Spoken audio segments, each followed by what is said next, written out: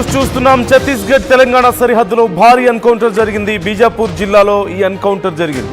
భద్రతా బలగాల కాల్పుల్లో 3 మావోయిస్టులు మృతి చెందినట్లుగా తెలుస్తోంది. అన్నారం మరికల్ అడవుల్లో ఈ ఎన్కౌంటర్ చోటు చేసుకుంది. ఈ నేపథ్యంలో ఇప్పటికీ కూడా ఈ కాల్పులు కొనసాగుతున్నట్లుగా సమాచారం అందుతోంది. ఈ మధ్యకాలంలో వరుసగా మనం చూస్తూనే ఉన్నాం. మావోయిస్టులు పెద్ద ఎత్తున లొంగిపోతున్నారు. మరికొంతమంది ఎవరైతే మేము లొంగిపోం, సాయుధ పోరాటాన్ని కొనసాగిస్తామంటున్నారో వాళ్లతో బలగాలు ఎదురుపడిన సందర్భాల్లో ఎదురు కాల్పులు మనం చూస్తూనే ఉన్నాం. పెద్ద ఎత్తున మావోయిస్టులు ఇప్పటికే ప్రాణాలు కోల్పోయారు. ఈ నేపథ్యంలో వచ్చే సంవత్సరం మార్చి కల్లా పూర్తి స్థాయిలో అసలు మావోయిస్టులు లేకుండా చేస్తామంటూ కేంద్రం ప్రకటించిన నేపథ్యంలో ఈలోగా లొంగిపోయిన వాళ్ళు లొంగిపోతారు, మిగిలిన వాళ్ళు మాత్రం ఇలా ఎన్కౌంటర్కి బలయ్యేటువంటి పరిస్థితులు కనిపిస్తున్నాయి. డీటెయిల్స్ తెలుసుకుందాం. రవినాయక్ జాయిన్ అవుతున్నారు మనతో. రవినాయక్, డీటెయిల్స్ ఎలా ఉన్నాయి? ఈ ఎన్కౌంటర్కి సంబంధించి ఇంకా కొనసాగుతున్నట్లుగా తెలుస్తోంది.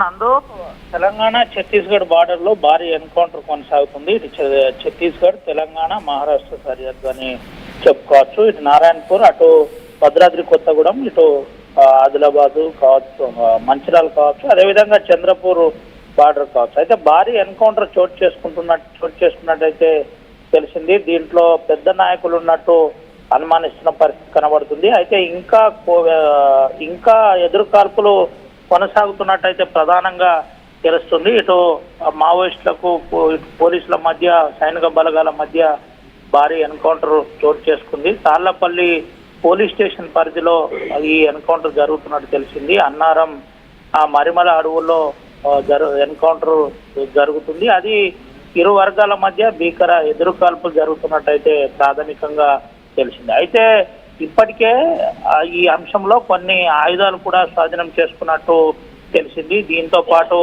ఒక 3 మావోయిస్టులకు సంబంధించిన డెడ్ బాడీలను కూడా స్వాధీనం చేసుకున్నట్టయితే తెలుస్తుంది. ఎవరు ఏంటి అనే క్లారిటీ అయితే రాలేదు. అయితే భద్రతా బలగాలు గత 4 రోజుల నుంచి, అంటే మావోయిస్టు పార్టీ కదలికలు ఉన్నాయని తెలుసుకొని గత 4 రోజుల నుంచి ఆ ప్రాంతంలో సెర్చ్ ఆపరేషన్ కొనసాగుతున్నారు. దీంట్లో బిఎస్ఎఫ్ తో పాటు ఎస్టీఎఫ్ కావచ్చు, అక్కడ ఉన్న డిఆర్జీ కావచ్చు, వరుస సెర్చ్ ఆపరేషన్ లో భాగంగా ఈరోజు మార్నింగ్ నుండి ఈ ఎదురు కాల్పులు కొనసాగుతున్నట్టయితే తెలిసింది. నందు. Right. Thank you Ravinayak. Thanks for the details. మొత్తం మీద ఈ ఎదురు కాల్పుల్లో వరుసగా జరుగుతున్నటువంటి పరిణామాలతో భారీగా మావోయిస్టులు నష్టపోతున్నటువంటి పరిస్థితి మనం చూస్తూనే ఉన్నాం. ఇప్పటికే ప్రతిరోజు లొంగిపోతున్న వాళ్ళ సంఖ్య కూడా పెరుగుతోంది. ఆ రివార్డు మనీ వాళ్ళకి అందడంతో పాటుగా ఏదో ఒక జీవనోపాధిని చూపిస్తున్నటువంటి పరిస్థితి. మొత్తం మావోయిస్టుల సంఖ్య భారీగా పడిపోయింది. ఇప్పటికే అనేక మంది ప్రాణాలు కోల్పోయారు. ఆపరేషన్ కగార్ పూర్తి స్థాయిలో ఎఫెక్ట్ చూపిస్తోంది. వచ్చే సంవత్సరం మార్చి చివరికల్లా ఆపరేషన్ కగార్ పేరుతో ఇక మావోయిస్టులు లేకుండా చేస్తామని కేంద్రం ప్రకటించిన విషయం మనం చూసాం.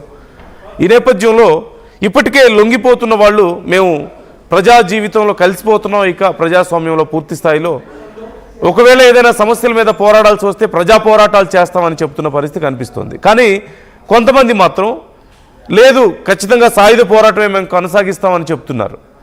ఇలా సాయుధ పోరాటాన్ని ఎంచుకున్న వాళ్ళ ప్రాణాలు పోతున్నటువంటి పరిస్థితి మనకు కనిపిస్తుంది. ప్రతిరోజు ఎన్కౌంటర్లో ఎక్కడో ఒక చోట మావోయిస్టులు ప్రాణాలు కోల్పోతూనే ఉన్నారు. వరుసగా జరుగుతున్నటువంటి ఎన్కౌంటర్ల పట్ల మీ అభిప్రాయం ఏంటి? ఇంత భారీ ఎత్తున లొంగిపోతున్నారు, ప్రజా పోరాటాలకు సిద్ధమని చాలామంది చెప్తున్నారు. కానీ కొంతమంది మాత్రం లేదు, సాయుధ పోరాటమే చేయాలని చెప్పేసి భీష్మించు కూర్చుంటున్నటువంటి పరిస్థితి కనిపిస్తోంది. సో ఏం చేయాల్సిన అవసరం ఉందంటారు? ఏది కరెక్ట్ అంటారు? ప్రజా పోరాటాలా, సాయుధ పోరాటాలా? ఆపరేషన్ కగార్ పూర్తి స్థాయిలో ఎఫెక్ట్ కనిపిస్తోంది మనకి.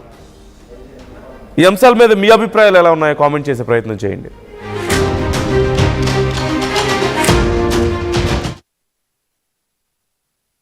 ఇల్లైనా ఫ్యాక్టరీ అయినా క్లినిక్ అయినా రూఫ్ ఉంటే safe. Truzon solar system install చేయండి. బిల్తో పాటు టీపీ తగ్గించండి. నువ్వు సూపర్ స్టార్ అయ్యా. Truzon solar power, super power. Local to global news at your finger tips. మీ చేతిలో ఒక ఆయుధం. డౌన్లోడ్ రా TV app. Media legend Ravi Prakash is back.